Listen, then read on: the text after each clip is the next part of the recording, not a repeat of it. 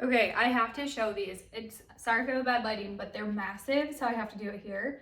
They are just under 24 inches. It's like 23.6 or 23.4 for the width and the height since it's a square. So these are perfect acoustic tiles. I am going to use them in my garage. My husband has a little golf simulator set up in there. So it's nice for the acoustic because it is like sound deafening. So when he's hitting golf balls, it's super loud. So this helps inside and outside of it too. Super simple to install. We've installed these tiles before, the smaller ones, and it's just an adhesive backing that literally peels off so easy, and then it's sticky on the entire backside. This is what one of them looks like. It comes in a pack of 8, I believe. So it actually covers like quite a bit of space. So this is 2 just side by side.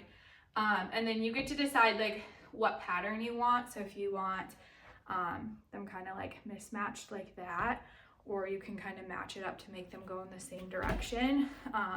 But they're super great quality, nice and sturdy.